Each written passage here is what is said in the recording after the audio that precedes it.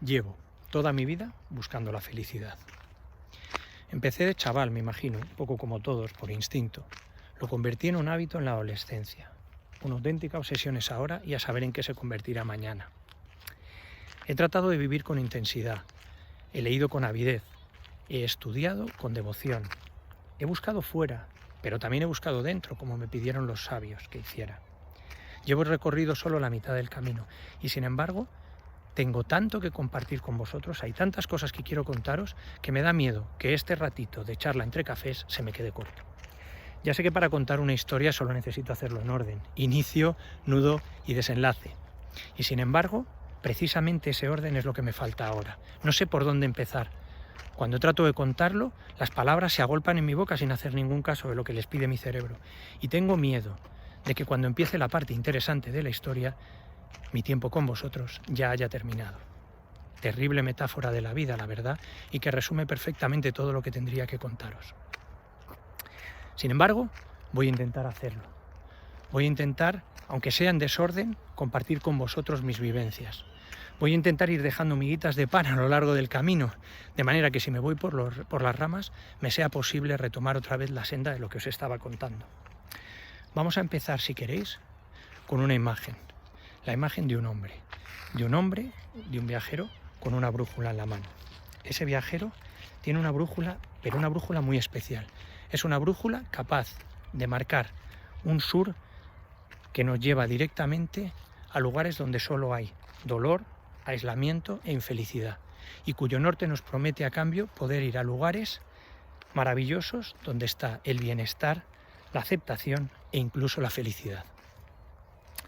Armado con esta brújula, ese ser imaginario os coge de la mano y sale corriendo como pollo sin cabeza en busca de las respuestas que nos da la ciencia sobre la felicidad. Perdonadle si en algún momento va muy deprisa, pero es que es lo que suele hacer la ciencia. Vamos directos a la primera parada, que es comprender el cerebro de los mamíferos animales, las funciones de los neurotransmisores y los circuitos y las redes neuronales. Una cosa quiero aclarar desde el principio.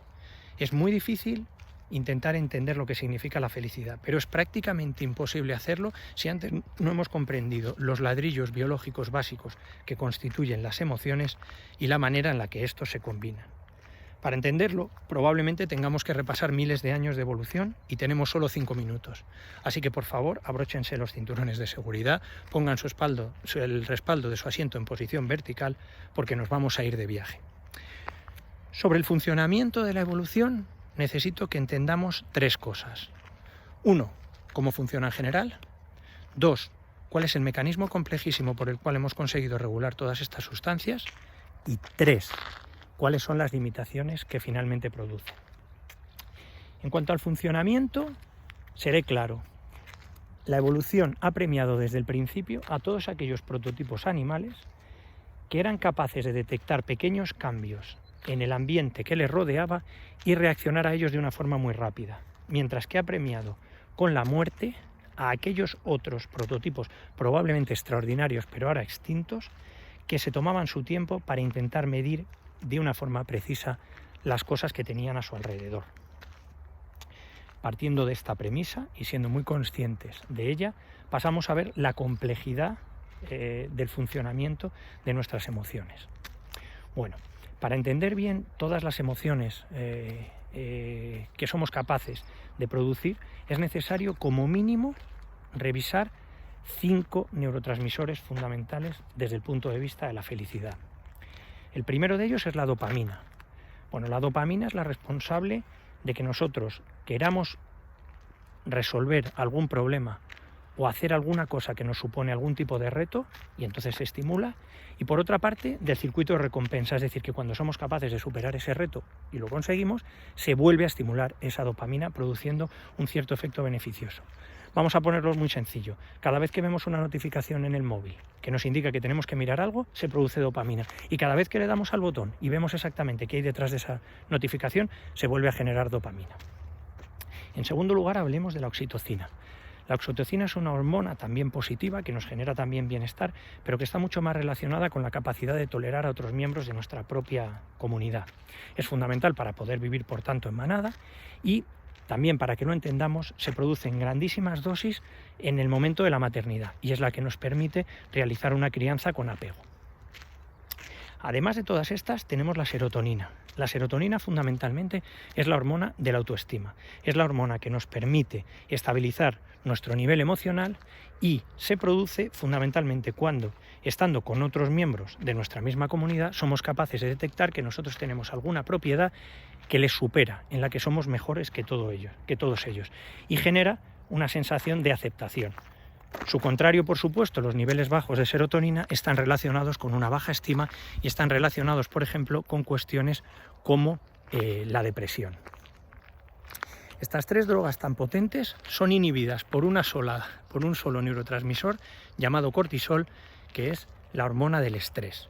Es una hormona que se produce en los momentos en los que el cuerpo tiene una sensación de alerta porque alguno de los sensores nos dice que puede estar en peligro nuestra vida.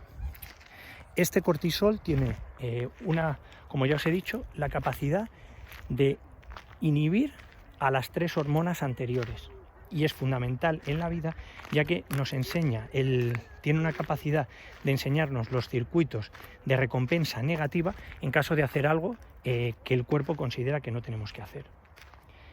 Y por último tenemos a las endorfinas. Las endorfinas vuelven a ser unos neurotransmisores de carácter positivo, aunque en realidad su función es inhibir un circuito, inhiben el circuito del dolor. Servían originalmente para que en caso de un ataque, a pesar de sentir dolor, fuéramos capaces de olvidarlo y poder huir o responder con la lucha para poder sobrevivir. Cuando no hay dolor y somos capaces de activar los circuitos endorfínicos, también son capaces de producir una sensación de bienestar y de euforia. Por eso también están relacionados con situaciones como, por ejemplo, el orgasmo, la comida de sustancias ricas en azúcares y que son fáciles de digerir. En esos momentos también se producen. También tiene una potencia muy importante. Es una potencia tal que en experimentos en laboratorio, si entrenamos a una rata para que tenga dos pulsadores, uno le da comida y el otro le proporciona un placer similar al del orgasmo, esa rata se dejará morir pulsando el del orgasmo todo el rato y sin tocar ni siquiera el de la comida, con tal de seguir recibiendo esa recompensa y aumentando sus niveles de endorfina. Tal es el poder de la endorfina y el poder de la necesidad de perpetuación de la especie. Una vez entendidos estos 5 neurotransmisores como instrumentos aislados, necesito que entendamos un poco cómo suenan en concierto todos juntos. Así pues, lo que ocurre a lo largo de la vida es que cada vez que se activa uno de los circuitos, por ejemplo, el circuito de la recompensa inmediata cuando queremos hacer algo como, por ejemplo, ver las notificaciones del WhatsApp. Entonces se produce dopamina, eso hace que ciertos circuitos cerebrales se activen y a medida que vamos activando esos circuitos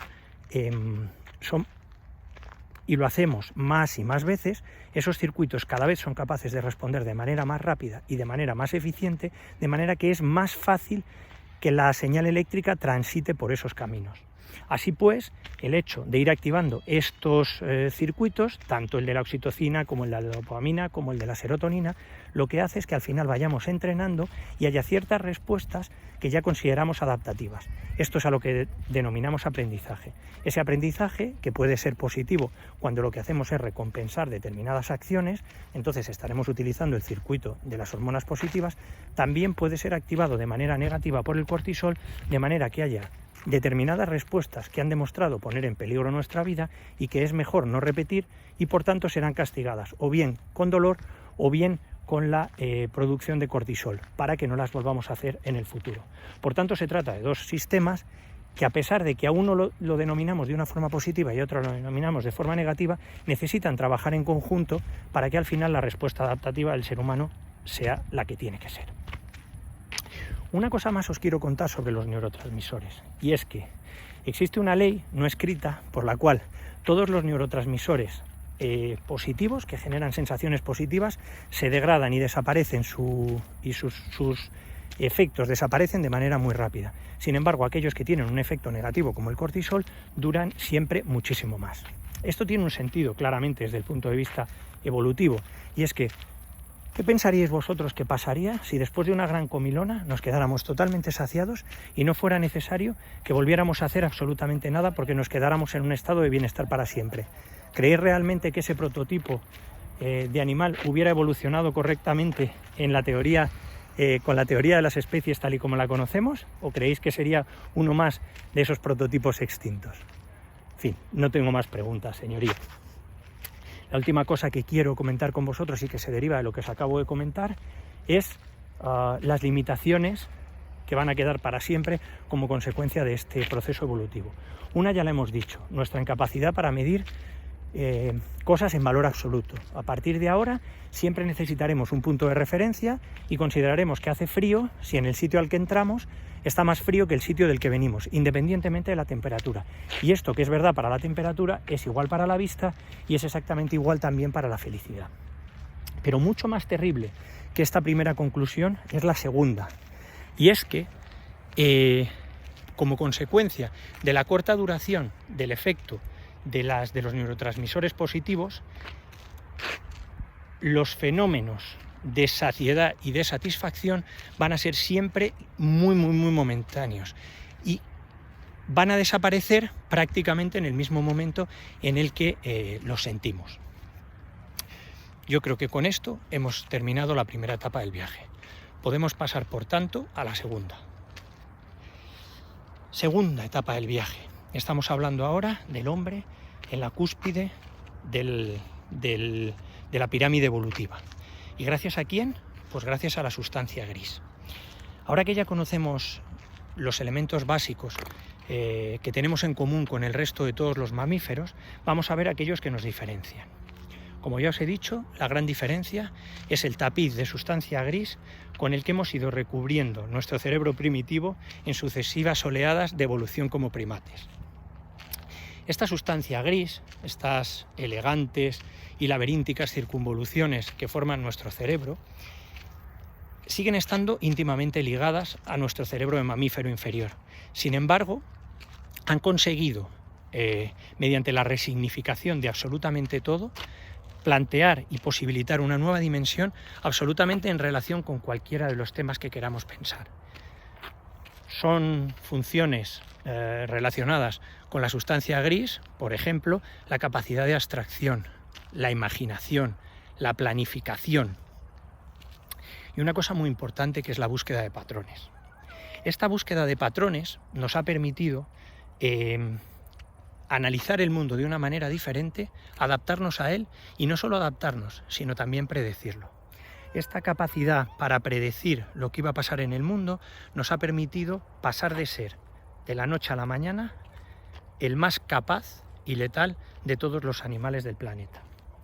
Esta gran ventaja y esta gran propiedad, como pasa siempre, tiene su cruz. Y esa cruz es que esa necesidad de buscar patrones y de darle un sentido a todo, cuando se vuelve hacia adentro, nos obliga también a darle un sentido a nuestra propia vida. La búsqueda de ese sentido a nuestra propia vida está inherente desde el momento en el que aparece la humanidad. La podemos apreciar en las primeras pinturas de las cuevas. Podemos apreciarla también en la aparición del primer lenguaje, de los rituales religiosos primitivos, de los mitológicos más adelante, de la aparición de las primeras religiones formales, la filosofía y finalmente la ciencia. Detrás de todas estas manifestaciones lo que hay es la necesidad del ser humano de dar una respuesta clara y definitiva a las preguntas últimas que nos angustian, especialmente a la muerte y al sentido que tiene la vida. Y dentro del sentido de la vida, la necesidad de aprovecharla y de ser felices. Sobre esta búsqueda de la felicidad también me gustaría hacer tres etapas diferentes. En primer lugar, me gustaría revisar con vosotros un poquito de la historia. Luego, durante un ratito más, analizar un poco cuál es la situación actual. Y por último, hacer una pequeña conjetura de lo que yo creo que puede ser el futuro.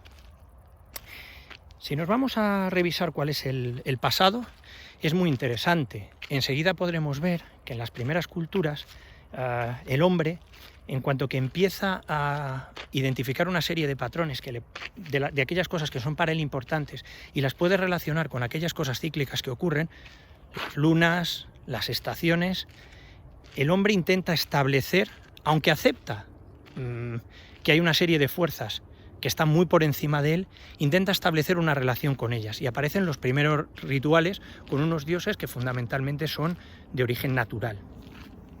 Posteriormente, esta mitología se va haciendo cada vez más florida.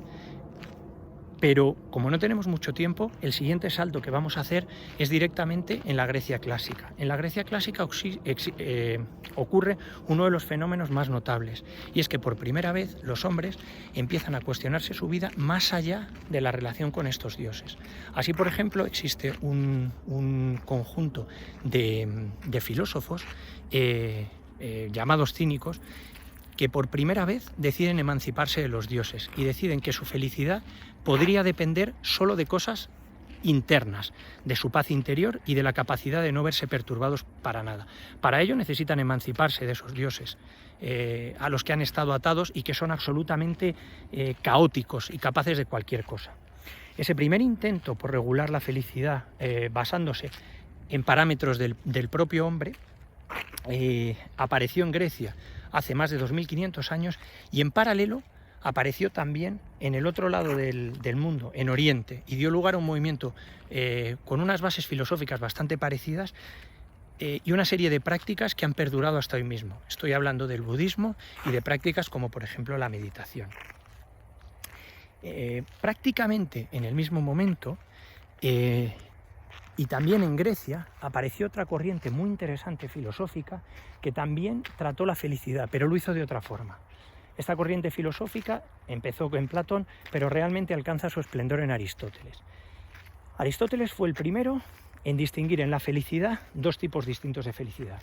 Una felicidad muy básica, una felicidad que podían conseguir incluso los animales, que simplemente constituía seguir y saciar aquellos instintos más primitivos. Sin embargo, Aristóteles definió lo que para él era la felicidad como la realización de aquello que es propio de cada ser. Teniendo en cuenta que el ser humano compartía con los animales todos estos instintos, pero tenía a diferencia de ellos la razón, Aristóteles consideró que la felicidad en el ser humano, la realización en el ser humano, consistía en desarrollar con potencialidad todas aquellas cosas que le daban satisfacción en relación con la razón.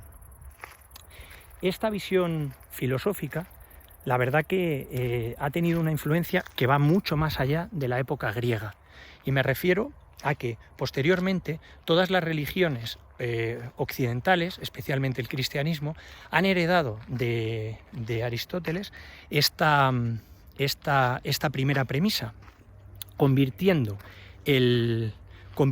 esta visión de la realidad en aquello que nos realiza y que es bueno para nosotros como algo bueno, y aquello que no nos realiza y que no es propio solo de la especie humana como algo malo.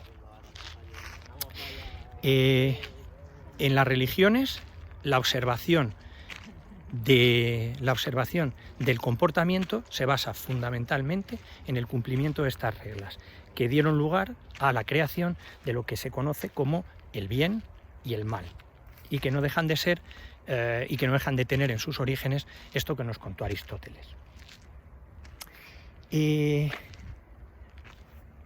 Pero vamos al presente. ¿Qué ha ocurrido en el presente? Bueno, desde hace un tiempo, y aquí no me queda más remedio que citar a Nietzsche, hemos llegado a una crisis de valores muy importante, porque el hombre se ha dado cuenta que puede vivir sin Dios. Nietzsche decía que Dios ha muerto, pero la realidad es que lo que descubre el hombre es que todas las cosas que ha podido explicar a través de Dios las puede explicar a través de sí mismo. La gran crisis de valores viene porque en realidad, una vez muerto Dios, todavía no ha aparecido ningún sustituto que sea capaz de ocupar ese espacio. Y sin embargo, todas las dudas que en un momento dado tuvo el hombre y que suscitaron la necesidad de poder ser explicadas a través de Dios, siguen estando ahí. ¿Cuál es la respuesta que está apareciendo ahora en los países laicos más modernos? Bueno, pues la nueva ciencia de la felicidad. Y digo nueva porque prácticamente tiene 2 días. ¿Qué me interesa saber de esta nueva ciencia de la felicidad? Bueno, me interesa saber que es muy pragmática. Por ejemplo, ¿cuál es su principal forma de estudiar las cosas? Bueno, pues es muy sencilla. Consiste en identificar aquellos individuos que cumplen las características de lo que podríamos denominar que son felices, ¿vale? Sin entrar muy en profundo en la definición de qué significa ser feliz, y estudian cuáles son sus patrones de comportamiento comunes que predicen que esa persona va a ser más o menos feliz. Dentro de los patrones que van a predecir la capacidad de ser feliz de un individuo, en lo que coinciden casi todos los estudiosos de esta nueva ciencia de la felicidad, es en que hay 5 grandes cuestiones. Para mí lo más curioso es que estas 5 grandes cuestiones están directamente relacionadas con la estructura biológica que os acabo de contar, y así es como os la voy a contar. Hay un par de actividades que tienen mucho que ver con el fortalecimiento de la estima, con la producción de serotonina. La primera son hábitos de vida saludable y sobre todo se refiere a hábitos de descanso y de sueño. Cuando estudiamos el sueño nos damos cuenta que las principales hormonas relacionadas son la serotonina y la melatonina. En segundo lugar, la gratitud. Trabajar la gratitud. Es muy fácil que estemos todo el rato concentrados en aquellas cosas que nos preocupan, en aquellos problemas que queremos solucionar, y que olvidemos que el resto de todas las cosas están funcionando bien. Por eso es necesario, a lo largo del día, dedicarle un rato a pensar en todas aquellas cosas buenas que están funcionando. De nuevo, cuando nos reconocemos con un montón de cosas buenas, mientras el resto de la gente no tiene esa suerte, se vuelve a producir serotonina. Pasamos ahora al ejercicio. El ejercicio es un gran productor de endorfinas. Ya tenemos otra de las hormonas en juego. El siguiente aspecto es el aspecto social, abrirse a tener una vida social, tener grandes amigos, muchos y de calidad, poder compartir con ellos los buenos ratos y los malos ratos. Y sobre todo, practicar una cosa que es el dar a los demás. Al final nos hemos dado cuenta que ese darse a los demás es mucho más gratificante y produce una felicidad a largo plazo mucho mayor. Todas estas cosas están relacionadas con la oxitocina. Y, en último lugar, la meditación. La meditación que no deja de ser vivir el presente. Esto nos ayuda a cortar el ciclo de estrés negativo que produce el cortisol. Así que, como hemos visto, las grandes 5 claves que nos da la felicidad ahora mismo están basadas en los procesos biológicos más profundos que hemos estudiado. Y si me apuráis, siguen siendo más o menos la misma propuesta que nos hacía la religión. Cambia meditación por rezo, piensa en la gratitud, piensa en abrirse a los demás y piensa en tener hábitos de vida saludables. Al final, ¿no estamos definiendo casi la vida de un monje? Hay una cosa también que me gustaría que supierais sobre los estudios de felicidad que se están haciendo actualmente. Y es que dentro de las limitaciones que tiene la felicidad, vamos a encontrar las mismas que habíamos dicho antes. Es muy difícil medirla en valor absoluto, siempre hay que referenciarla con respecto a algo, y tan pronto la hemos alcanzado, se desvanece. En cuanto a la parte de que hay que compararla con algo, sin embargo, tiene una diferencia fundamental con los neurotransmisores. Mientras en los neurotransmisores siempre se compara la situación actual con la que ha ocurrido previamente anterior, el hecho de la aparición de la sustancia gris en todo este esquema nos permite un salto que es absolutamente magnífico y que consiste en hacer que nosotros podamos comparar ahora las cosas que nos pasan o la felicidad que tenemos con la que tuvimos antes o con la que podríamos haber tenido.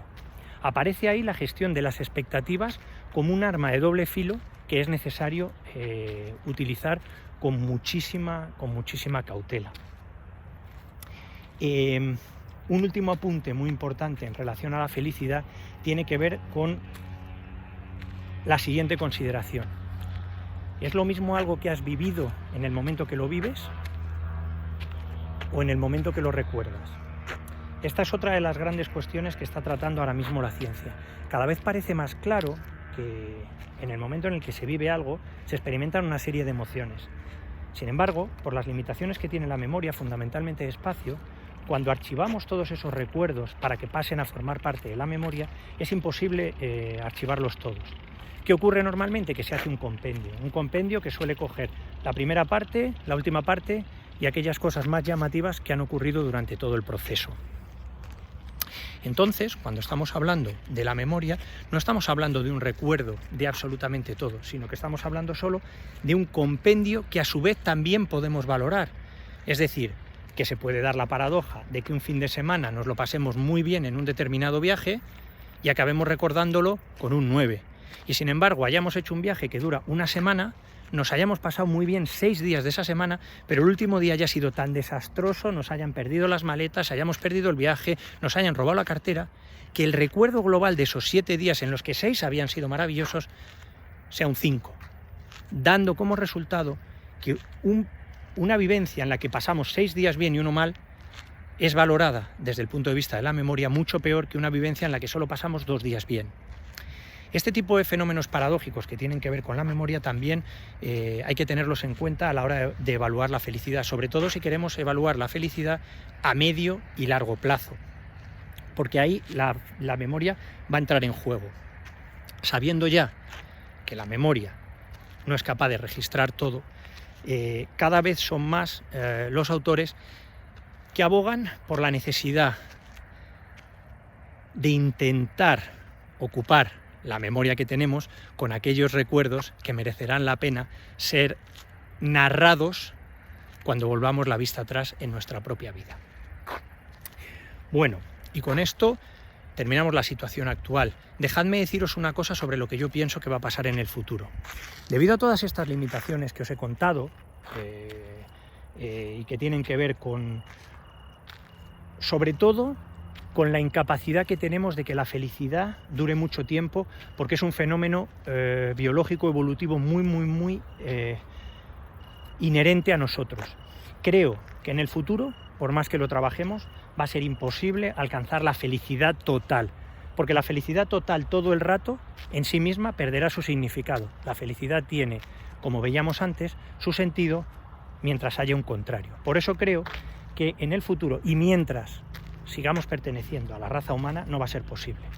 Otro tema es que el futuro nos depare una cierta hibridación con algún tipo de máquina, por ejemplo, y heredemos de esta la capacidad de ser insensibles hacia las grandes preguntas sobre nuestra propia vida y el sentido que tiene, y entonces seamos capaces de escapar a esta paradoja.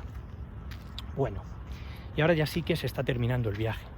Pero no quiero terminar el viaje sin antes volver a evocar la imagen de ese viajero brújula en mano, con esa brújula tan especial que es capaz de indicarnos de manera infalible dónde está el sur, que nos lleva hacia el dolor, el aislamiento y la infelicidad. Y que de la misma manera es capaz de indicarnos, sin ningún género de dudas, dónde está el norte, donde podemos encontrar la felicidad, el bienestar y el resto de sensaciones positivas. Espero que a estas alturas de vídeo ya os hayáis dado cuenta de que ese viajero del que ibais de la mano no es ningún desconocido. Sois vosotros mismos, equipados con este regalo envenenado que nos da la evolución.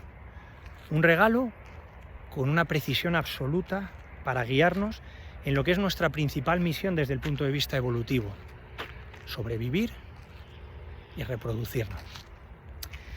Pero digo envenenado porque también nos condena a un mundo en el que tan pronto encontramos ese norte para el que somos infalibles, para encontrar este norte ha de desvanecerse y volver a aparecer en otro lugar distinto, condenándonos a una búsqueda sin fin de la felicidad.